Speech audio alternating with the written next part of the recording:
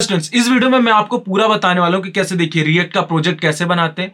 और जब रिएक्ट का प्रोजेक्ट बनाते हैं तो कुछ फाइलें अपने आप बन के आती हैं। उन फाइलों का मतलब क्या, क्योंकि हमें सबसे पहले रिएक्ट का फोल्डर स्ट्रक्चर ही समझना जरूरी है। और ये भी बताऊंगा कि कैसे इसका फोल्डर स्ट्रक्चर हमें रखना अपने प्रोजेक्ट के लिए।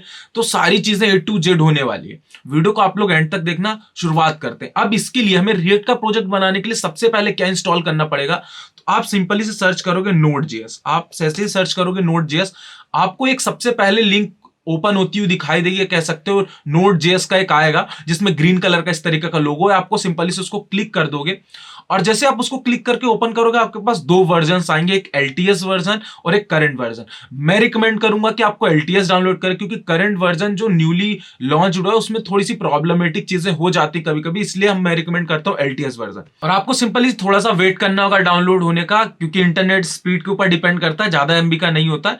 और देखिए आई थिंक डाउनलोड हो चुका है और ज्यादा एमबी का नहीं था, 25 एमबी का था। जैसे ही डाउनलोड हो जाएगी तो आपको सिंपली अपने फाइल में जाना है और फाइल में आपको यहाँ पे डाउनलोडेड में वो चीज दिख जाएगी, तो टेंशन लेने की जरूरत नहीं है। ये देखिए डाउनलोड्स में आ गया। आपको इसके ऊपर सिंपली से डबल क्लिक कर दोगे तो ये क्या हो जाएगी कि रन होने के लिए रेडी हो जाएगी। आपको कुछ यहाँ पे चीजें देंगी, आपको सिंपली से परेशान नहीं होना है, ओनली आपको नेक्स्ट नेक्स्ट करना है। तो यहाँ पे देखिए स्टार्ट हो रहा है, थोड़ा सा टाइम टेकिंग हो सकता है और आपको ओनली नेक्स्ट नेक्स्ट करना ही। देखिए आपको नेक्स्ट नेक्स्ट करना है और बाकी चीजें करने की जरूरत नहीं। यहाँ पे एक्सेप्ट करके आपको नेक्स्ट करना है और सारी चीजें वो कर लेगा, कुछ भी चेंज करने की जरूरत नहीं है। बिल्कुल आप सिंपली से इस तरीके से इंस्टॉल कर लीजिए और ये इंस्टॉल हो रहा है। और बिना नोड के रिएक्ट का प्रोजेक्ट नहीं क्रिएट हो सकता। इसका एक एग्जांपल आपको देता हूं, जब तक ये डाउनलोड होता है कुछ चीजें मैं आपको बता देता हूं। देखिए जैसे मैं आपसे कहता हूं कि जावास्क्रिप्ट जब आप जेएस यूज करते हो नॉर्मली, तो उस समय क्या होता है कि आप उसको डायरेक्टली आपका जो ब्राउजर है वो उसको क्या करता है, रेंडर करता है। यहां पे एक चीज और हो रही है, इसको आपको यस कर देना, फिर थोड़ा सा और रुक जाना है।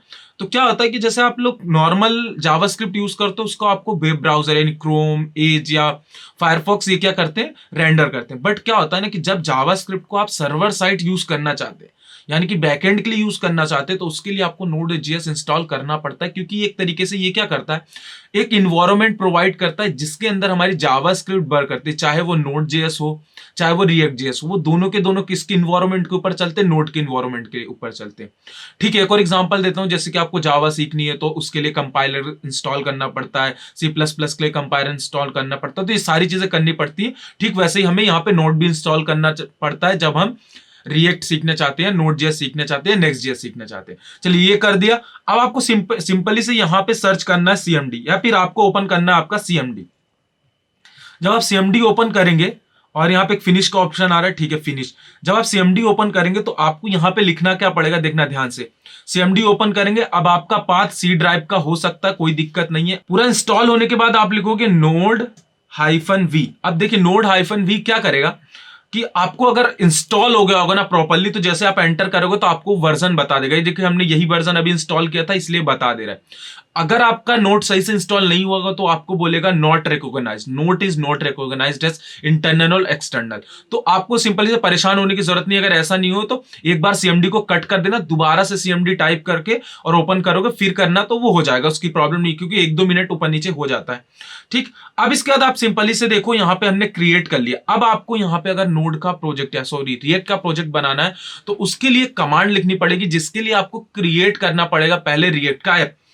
तो आप यहां पे लिखोगे npm इंस्टॉल, लिखोगे क्या, npm install CREATE, create react app. अब ये सिंपली हम क्यों कर रहे हैं, क्योंकि अभी ये ऐप नहीं बन रहा है। ये क्या बन रहा है, हम npm को इंस्टॉल कर रहे हैं जो कि रिएक्ट का ऐप बनाता है। आपको सिंपली से एंटर कर दोगे, थोड़ा सा ये टाइम टेकिंग हो जाएगा, क्योंकि देखिए इंटरनेट स्पीड के ऊपर डिपेंड करता है। ये देखिए जल्दी से हो गया, कोई ऐसी प्रॉब्लम हुई नहीं, तो ये हो गया। अब इसके बाद हमारे पास आते हैं दो ऑप्शन, या तो आप प्रोजेक्ट को npm से क्रिएट करो या प्रोजेक्ट को आप npx से क्रिएट करो। यानी कि मैं सिंपली कहना चाहता हूं, या तो आप npm लिखो या फिर लिखो npx।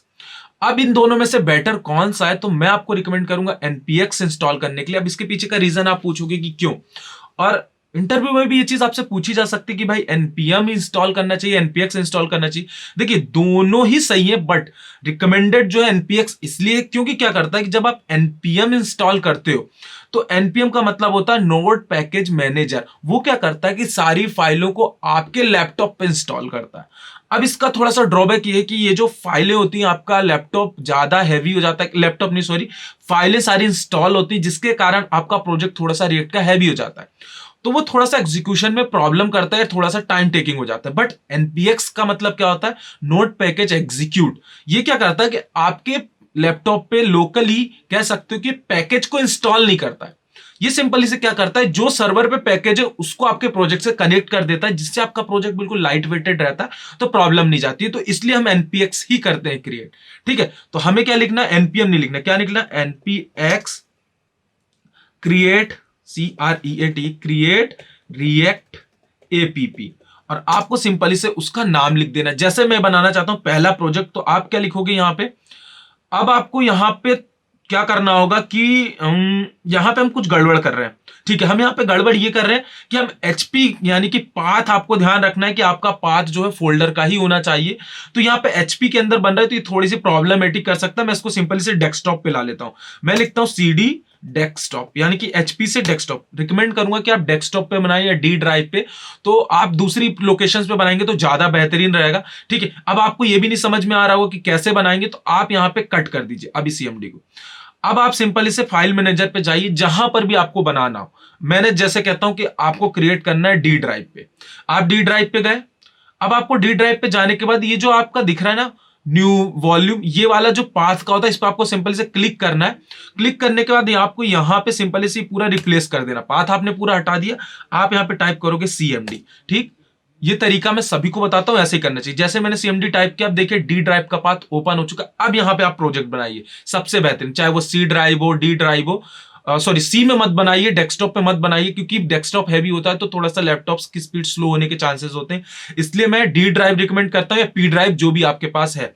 तो अब इस पे हम वही कमांड लिखते हैं, npx क्रिएट रिएक्ट, देखना ध्यान से, स्पेलिंग गलत मत करना, रिएक्ट ऐप। और जब आप इसमें लिखेंगे उसके बाद आपको एक स्पेस देना। अब मैं जैसे लिखता हूं first, FIRST, first APP react, first APP react नाम का एक प्रोजेक्ट, थोड़ी स्पेलिंग की गड़बड़ हो रही, बनाना चाहता हूं। आप लोग कुछ भी बना सकते हो, एक दो लाइन का भी दे सकते हो। मैं फर्स्ट ऐप रिएक्ट बना रहा हूं। जैसे आप एंटर करोगे तो आपको कुछ चीजें इंस्टॉल होती दिखाई देंगी। ये थोड़ा सा क्या होता है, टाइम टेकन होता है। तो ये देखिए, creating a new react app in D drive के फर्स्ट रिएक्ट ऐप में, तो ये सारी चीजें बता रहा है, इंस्टॉल हो रहा है थोड़ा सा।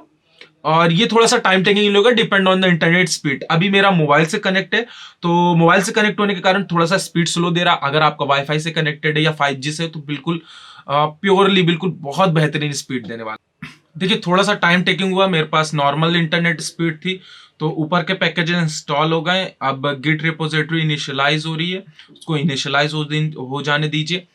ठीक है ना, तो सिंपली से आपके पास अगर वाईफाई है तो इतना ज़्यादा टाइम नहीं लगेगा, मेरा 5 to 7 मिनट्स लग गए। और यहाँ पे सारी चीज़ें इंस्टॉल हो रही हैं, तो वो थोड़ा सा हो जाता है। और देखिए बिल्कुल, और लास्ट है फाइनली यहाँ पे इंस्टॉल होने वाला है। और देखिए, जब आपका इंस्टॉल हो जाएगा पूरा, तो ये देखिए ऊपर यहाँ पे पूरी फाइलें लाइन से हुई। अब आपको यहाँ पे कुछ दिखेगा, यहाँ पे लिखा है happy hacking CD first app react app npm start, हमें कुछ बता रहा है कि ये करना है। ये मैं आपको बताता हूँ क्या होता है। अब हैप्पी हैकिंग उसने बता दिया, फाइनली हमारा क्या हो चुका है, सारी चीजें बन गई हैं। अब आपको सिंपली यहीं पे जाना है और देखना ध्यान से, आपके फाइल पे देखो, ये देखो मेरा C ड्राइव था, सॉरी डी ड्राइव, यहाँ पे फर्स्ट रिएक्ट नाम का प्रोजेक्ट बन गया। आपको सिंपली से इसके ऊपर डबल क्लिक करना है और यहाँ पे फिर जाना है आपको, और यहाँ पे फिर से आपको इसको हटाना है, पाथ को यहाँ पे टाइप करना है CMD। अपने आप देखिए उसी एग्जैक्ट आपके प्रोजेक्ट के पाथ पे CMD ओपन हो गया। अब आपको एक कमांड चलानी npm स्टार्ट। अब जैसे आप npm स्टार्ट करते हैं तो देखिए क्या होता है कि आपका जो प्रोजेक्ट है वो क्या होता है, आपके ब्राउजर में अल्टीमेटली रन हो जाता है। अब ऐसा क्यों कर रहे हैं, npm स्टार्ट एक कमांड होती है, क्योंकि ये आपका नॉर्मल HTML का प्रोजेक्ट है नहीं है, जावास्क्रिप्ट का, कि आपको गो लाइव करना पड़े VS कोड में। रिएक्ट का प्रोजेक्ट अगर आपको रन करना है तो उसकी एक कमांड होती है रिएक्ट प्रोजेक्ट, ठीक है, सॉरी npm स्टार्ट। अब इसके बाद हमें क्या करना है, सिंपली से इतना कर दिया। ये जो रिएक्ट का प्रोजेक्ट बना, ये सिंपली सबसे पहला फेस होता है आपका, फाइनली रिएक्ट का प्रोजेक्ट क्रिएट हो गया। अभी आपको समझ नहीं आ रहा होगा ये क्या हो रहा है, कैसे हो रहा है। अब सारी चीजें मैं आपको स्टेप बाय स्टेप समझा। आपने अपने प्रोजेक्ट को VS कोड में ओपन करना है, जैसे कि मेरे VS कोड में प्रोजेक्ट को ओपन करना है, ठीक है। फिर से बता देता हूँ, फाइल पे जाना है आपको, ओपन फोल्डर कर लीजिए, और ओपन फोल्डर करने के बाद आप डी ड्राइव में जाएंगे या फिर जहां भी आपने बनाया वहां पे, और सिंपली आपको अपने प्रोजेक्ट पर डबल क्लिक करके और यहाँ पे सिलेक्ट फोल्डर कर लेना है। आपका यहाँ पे प्रोजेक्ट क्या हो चुका है, ओपन हो जाएगा। अब प्रोजेक्ट ओपन हो गया, अब आते हैं स्टेप बाय स्टेप सारी चीजें। अब वो जो आपको वहां पे चीज दिख रही थी उसको मैं सबसे पहले चेंज करता हूँ। आपको यहाँ पे सोर्स में जाना है और आपके पास सोर्स में जाने के बाद यहाँ पे आपको एक ऑप्शन दिखेगा ऐप जेएस। आप ऐप जेएस के अंदर जाओगे और ये सारी चीजें, अभी आपको कुछ करने की जरूरत नहीं, मैं सारी चीज समझाऊंगा। मैं इसको अभी रिप्लेस कर रहा हूँ, मैंने इसको अभी हटा दिया, इसको भी हटा देता हूँ। थोड़ा सा फॉन्ट का साइज बड़ा कर लेता हूँ, आपको देखने में प्रॉब्लम हो रहा होगा तो उस चीज को नहीं, ये देखिए ऐसा किया। अब यहाँ पे सिंपली से मैं लिख रहा हूं एक डिव, ठीक है। अब इस डिव के अंदर मैं क्या करता हूं, लिखता हूं this is my FIRST first project, ठीक है। और अब इसके बाद आप सिंपली से परेशान मत होइए, अब आपको यहाँ पे जाना है और आप जैसे यहाँ जाओगे देखिए अल्टीमेटली लिखा हुआ आ गया this is my first project. It means कि आपको सारे काम app.js या फिर जो भी सारे काम करने हैं मैं बताऊंगा, उसकी टेंशन मत लीजिए। उससे पहले समझ लेते हैं कि सारी फाइलें जो बन के आई है उनका रिलेवेंस क्या है, ठीक है। तो बाद में वो चीजें समझेंगे कि कैसे काम करना है, वो सारी चीज मैं आपको बता दूंगा, बट पहले हमें फोल्डर स्ट्रक्चर पता होना चाहिए कि कौन सी चीजें क्या कर रही हैं। तो जैसे मेरा सबसे पहला आता है नोड मॉड्यूल्स। ये क्या है, नोड मॉड्यूल। अब ये नोड मॉड्यूल्स को समझने की जरूरत नहीं, सिंपली से जैसे आप C++ के लिए कोई पैकेज इंस्टॉल करते हैं, ठीक उसी तरीके से नोड मॉड्यूल्स पूरा का पूरा पैकेज होता है। बट हमने npx से किया है तो ये यहाँ पे दिख तो रहा है, बट ये एक्चुअली में लोकली हमारे यहाँ पे इंस्टॉल्ड नहीं हुआ होगा। ये क्या होगा कि सर्वर पे रखा हुआ, बट ये प्रोजेक्ट के साथ दिखाने के लिए होता है, ठीक। अब इसके बाद दूसरी आती है public. Public in the sense ऐसी फाइल्स जो यूजर या कह सकते हो कोई भी इस चीज को एक्सेस कर सकता है या फिर इस चीज को कोई भी सी कर सकता है, देख सकता है, ठीक है ना। यानी कि मैं कह रहा हूं कि जब आप प्रोजेक्ट को डिप्लॉय कर दोगे तो अगर आप कोई आपके प्रोजेक्ट का नाम कोई भी डालेगा और उसमें लिख देगा index.html, तो वहां पे उसको चीजें index.html की दिखने लगेंगी। तो पब्लिक में वो चीज आती है जो कोई भी एक्सेस कर सकता है, ठीक है। इसीलिए हम पब्लिक में कोई भी चीज नहीं रखते, सारी की सारी चीज सोर्स में होती है, पब्लिक में सिर्फ वही चीज होती है जो हमें लोगों को एक्सेसिबल करवाना है। तो पब्लिक में सारी चीजें। अब इसमें से हमें फेब आइकन समझने की जरूरत नहीं, ये तो रिएक्ट का जो आइकन है जो आपको स्टार्टिंग में ओपन होते दिखा था वो है, उसको समझने की जरूरत। index.html से पहले हमें समझना ये जरूरी है robot.txt, ये क्या होता है सारी चीजें। देखिए robot.txt में आपको कुछ ऐसा दिखाई दे रहा है, इसका मतलब समझो फिर आप आगे बढ़ना। देखिए क्या होता है कि जैसे हम लोग कोई प्रोजेक्ट बनाते हैं, अब हम ये चाहते हैं कि भाई क्रोम जो है या फिर कह सकते हो आपका एज या कह सकते हो फायरफॉक्स, ये जो ब्राउजर होते हैं वो हमारे उस पेज को एक्सेस ना करें जहां पर हमारे कुछ पर्सनल इंफॉर्मेशन है, या यूजर की पर्सनल इंफॉर्मेशन। अब आपको ये समझ नहीं आ रहा होगा, मैं जैसे आपसे कहता हूं कि मैंने एक ई कॉमर्स वेबसाइट बनाई जहां पे यूजर कोई प्रोडक्ट को खरीद रहा। अब उस समय पे क्या होगा कि भाई वो अपनी डेबिट कार्ड की इंफॉर्मेशन डालेगा, अपने पासवर्ड को डालेगा। तो उस टाइम पर कोई भी वहां की इंफॉर्मेशन एक्सेस ना करे या ब्राउजर एक्सेस ना करे तो हमें उसको रोकना पड़ता है। तो उसको रोकने के लिए मान लो कि यहाँ पे डिसअलाउ है, आपको यहाँ पे स्लैश और जो भी, अभी आपको नहीं समझ में आ रहा बट मैं अभी मैं आपको सिंपली से बताता हूं। जैसे मेरे उस फोल्डर का नाम या उस फाइल का नाम क्या है, मान लो कि मैंने रख दिया वहां पे बाय नाउ, सिंपल से उस फाइल का नाम बाय नाउ। अब जैसे आपने कह दिया ना डिसअलाउ बाय नाउ, तो अब जो है ना ये क्रोम या कह सकते हो आपका एज या जो भी ब्राउजर है वो आपकी उस फाइल को एक्सेस नहीं कर पाएगा। अब ये क्या होता है, सिंपली से आपने एक नाम सुना होगा वेब क्रोलर्स। वेब क्रोलर्स करते क्या है, देखिए सिंपल सी चीज है। वेब क्रोलर्स का मतलब ये होता है कि ये इनबिल्ड रोबोट्स होते हैं। जैसे आप अपनी वेबसाइट डिप्लॉय करते हैं तो ये क्या करते हैं, आपके सारे पेजों को रीड करते हैं और रीड करने के बाद जो यूजर पर्टिकुलरली चीज सर्च करता है उससे रिलेटेड चीज दिखाते हैं। जैसे आप यूट्यूब वगैरह पे जाते हो, जो वीडियो सर्च करते हो तो वही वीडियो आपको दिखाती है। वैसे इंटरनेट पे क्रोम पे कोई चीज सर्च करते हो तो वही दिखाती है। वो किस लिए दिखाती है, क्योंकि जो वेब क्रोलर्स होते हैं वो आपकी वेबसाइट को इन्फॉर्मेशन लेते हैं और उसको एसईओ कराने में हेल्प करते हैं। बट हर चीज का एसईओ करना जरूरी नहीं है। जैसे कि मैं बाय नाउ का एसईओ नहीं करना चाहता हूं क्योंकि वहां पे पर्सनल इंफॉर्मेशन, सिर्फ जरूरी नहीं है कि एक, आप यहाँ पे बहुत सारी चीजें डिसअलाउ कर सकते हो। जैसे पर्सनल इंफॉर्मेशन के साथ साथ मेरा कोई अबाउट अस का जो सेक्शन है यानी अबाउट अस वाला पेज है जो कोई एक्सेस ना कर पाए, तो ये सारी चीजें होती है वेबसाइट में जिसको हमें डिसअलाउ करना है, ठीक। अब मैं क्या करना चाहता हूं कि मान लो कि डिसअलाउ के बाद एक और होता है अलाउ। क्या होता है, अलाउ। अलाउ का मतलब ये होता है कि देखो मान लो कि देखो ये आपने यहाँ पे स्टार लगा दिया है तो अल्टीमेटली इनके अलावा सारे पेज हमारे वेब ब्राउजर्स यूज कर सकते हैं एसईओ के लिए। बट जहां पे मान लो ऐसी कोई फाइल हो जो बाय नाउ के अंदर हो, उसको मैं चाहता हूं कि हमारा क्रोम या फिर जो भी वेब ब्राउजर है वो यूज करे, तो आपको सिंपली से लिखना पड़ेगा कि भाई बाय नाउ को मत करो, बट बाय नाउ के अंदर मान लो कोई सा है एट टू कार्ट करके कोई पेज है, उसको एक्सेस कर लो। तो ऐसा होता है। आपको ये वाले पाथ बताएंगे कि भाई वेब क्रोलर्स मेरे इस पाथ को रीड ना करें, यानी कि हमारा सिंपल से कहने का मतलब है कि जो हमारा ब्राउजर है उस चीज को रीड ना करे, बट उसके अंदर जो रखा हुआ फाइल है वो यूज हो जाए। अभी आपको ये चीज समझ में आ रही होगी थोड़ी थोड़ी, बट जब आप यहाँ पे सारी चीजें करोगे फिर मैं आपको यहाँ पे बताऊंगा आगे, तो वहां पे आपको पूरी क्लैरिटी हो जाएगी। ठीक, अभी स्टार का मतलब क्या होता है? तो स्टार का मतलब सिंपल से ये होता है कि यूजर एजेंट कोई सा भी हो सकता है, गूगल भी हो सकता है, एज भी हो सकता है, फायरफॉक्स भी हो सकता है, सफारी भी हो सकता है, कुछ भी हो सकता है। तो स्टार मतलब वो जिस ब्राउजर पे आपकी वेब एप्लीकेशन खोलेगा, यहाँ पे सिंपली स्टार उस वेब ब्राउजर को ले लेगा। तो क्या करना है कि इस तरीके से, ठीक है ना, सभी चीजों के लिए अप्लीकेबल हो। मतलब सिंपल से ये कहने का है कि आपको और थोड़ी क्लियरिटी दे दूं, जैसे मैं स्टार को हटा के यहाँ पे लिख देता हूं, जैसे मैंने लिख दिया एज, तो अब क्या होगा कि ये जो चीजें हैं ये सारी की सारी सिर्फ मैंने किसके लिए रिस्ट्रिक्ट करी? एज के लिए। अगर यही वेबसाइट मैं क्रोम पे खोलूंगा तो ये पेज क्रोम एक्सेस कर सकता है, ठीक है ना। मैंने यहाँ एज लिख दिया तो ये सिर्फ किसको रिस्ट्रिक्ट कर रहा है? एज को। इसलिए यहाँ पे इसने स्टार दिया है कि कोई सा भी वेब ब्राउजर हो, सभी के लिए दो फाइलें रिस्ट्रिक्टेड है, जो कि वेब क्रॉलर्स यानी कि कह सकते हो वेब ब्राउजर रीड ना करे। आई होप आपको बहुत ब्रीफ इंट्रोडक्शन या फिर कह सकते हो डीप इंट्रोडक्शन इस फाइल के बारे में हो गया होगा। अब इसके बाद बात करते हैं हम सोर्स की और फिर आते हैं इंडेक्स में। देखो क्या होता है, रिएक्ट जो है, चलिए इंडेक्स ही बताता हूं। रिएक्ट जो होता है वो सिंपली से इस तरीके की वेब एप्लीकेशन है जिसमें सिर्फ एक ही कंपोनेंट रेंडर होता है। अभी आपको समझ नहीं आ रहा होगा, ठीक है, ध्यान से समझाता हूं। अब यहां पे देखो, आप जब यहां पे स्क्रॉल करके जाओगे नीचे, यहां पे आपको दिख रहा होगा कुछ ऐसा, दिख रहा है div id रूट। ये हमारा HTML का पेज है। आपको इसके अंदर और कुछ दिख रहा है? नहीं दिख रहा है, सिर्फ क्या दिख रहा है?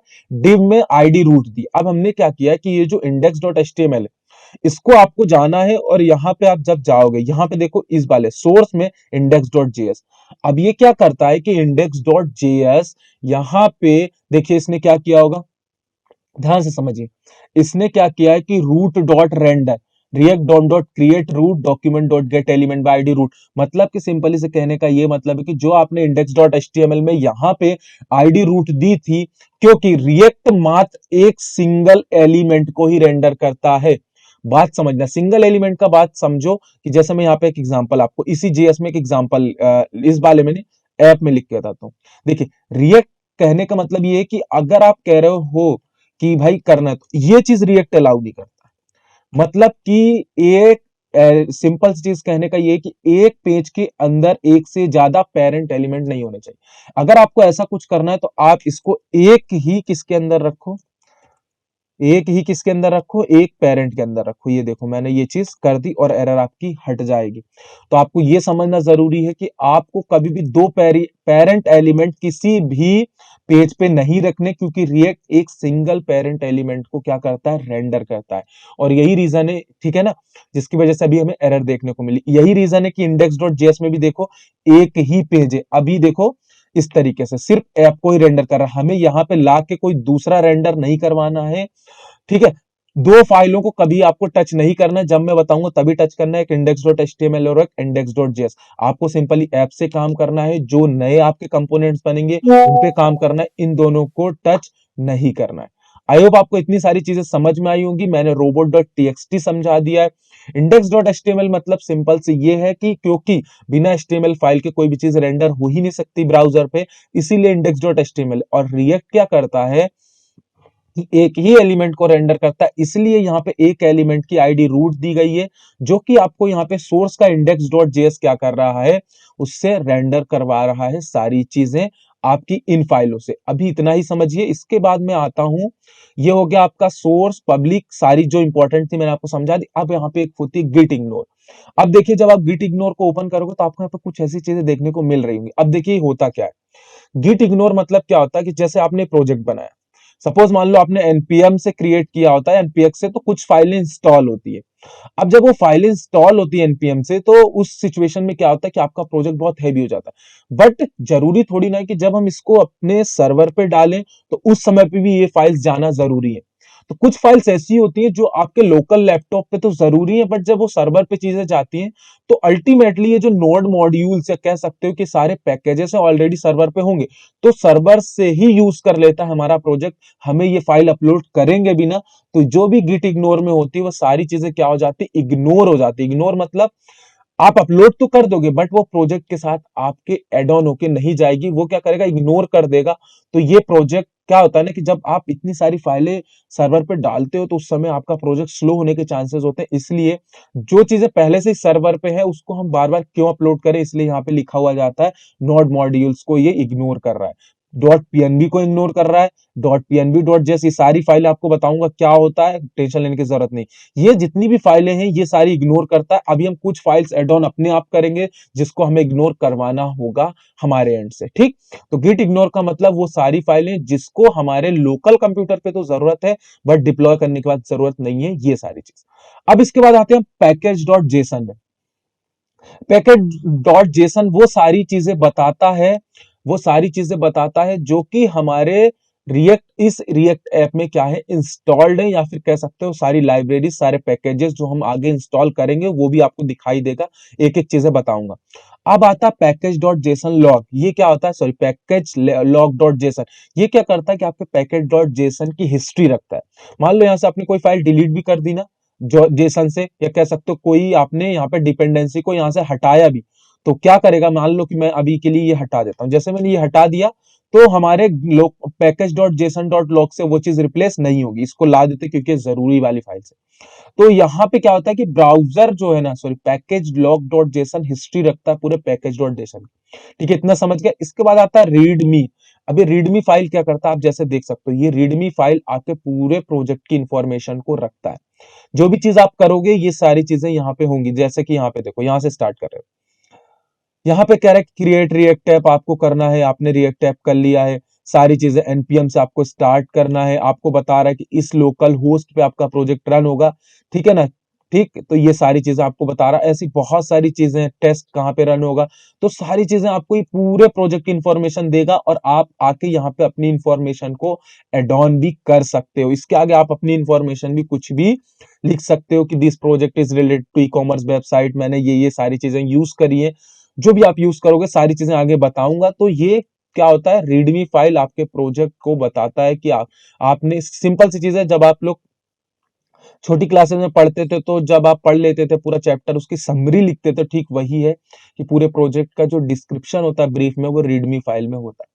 आई थिंक आपको सारी चीजें समझ में आ गई इस प्रोजेक्ट में। और ये देख सकते हो कि यहाँ पे आपका प्रोजेक्ट रन हो रहा है, अभी भी रन हो रहा है।